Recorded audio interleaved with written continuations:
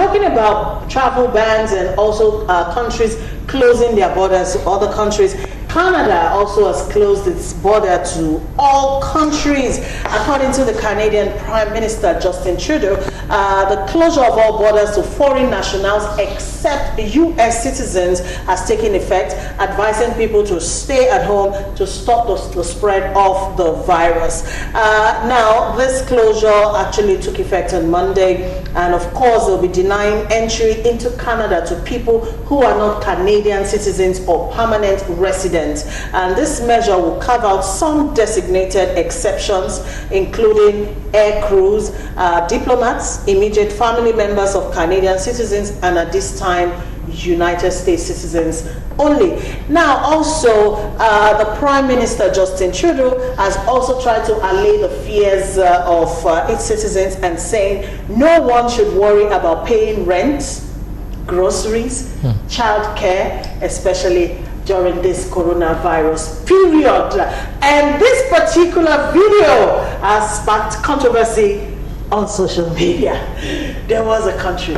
Let's go take a skip. Why am I not in?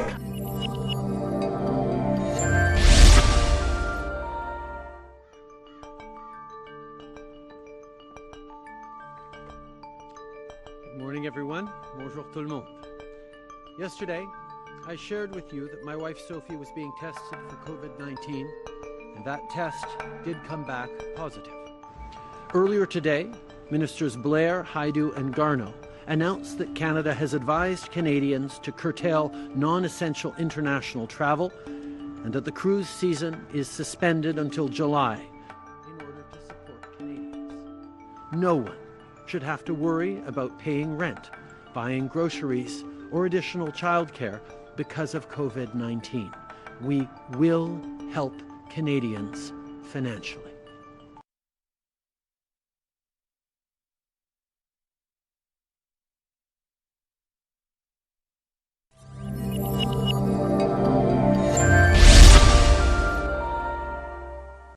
We don't have these cases. Okay, so that's Justin Trudeau there, you know, assuring citizens there's nothing to worry about. You don't need to pay rent. Your groceries are going to be taken care of, your childcare, everything basically just to get people through this period. Now, gentlemen, peradventure, we pray not, but peradventure Nigeria gets to the level where we need to completely shut our borders the way Canada has done. Can Nigerians expect this sort of magnanimity from its government? You don't underestimate what any human being can do when you are directly involved. This particular president, the wife is infected. So you can understand the emotional and everything. At this time, it's not thinking about anything nice. How do we deal with this? That is even my own wife is infected.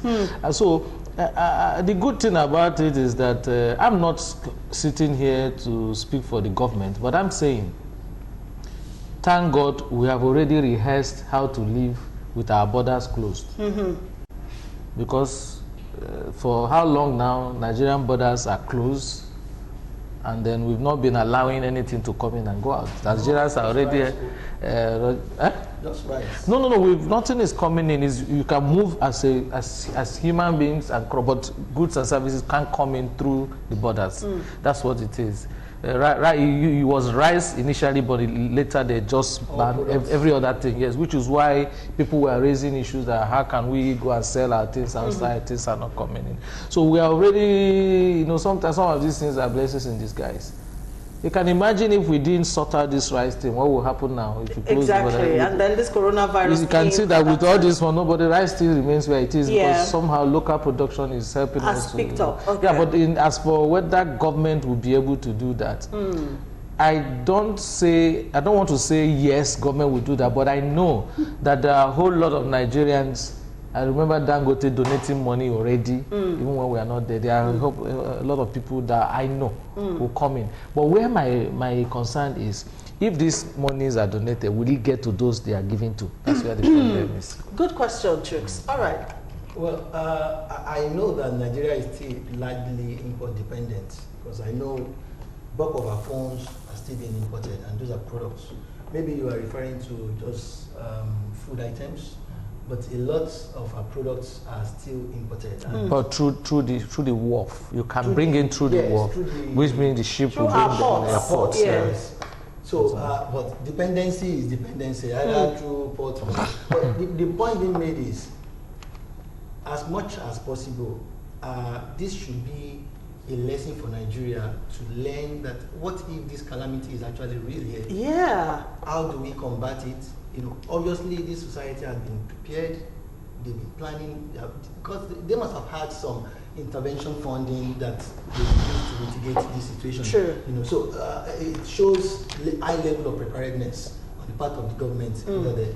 And I'm hoping Nigerian government can take a cue from that, understand that even when we so see the trillions of nairas in our coffers, we should know to live, how to live like paupers, not like we live flamboyantly. To save for the rainy day. Save for the rainy day. I was listening to somebody saying that the Lagos State, maybe Lagos State Assembly or so, the government of Lagos, maybe the Assembly, they spent about 40 billion to procure maybe vehicles for the National Assembly. So I don't know how true that story is. But you see how much money our government spend to make life comfortable for those leaders. Sure. You know, so we can actually do better. We can save for the rainy day and also plan ahead for the future. Nobody can tell.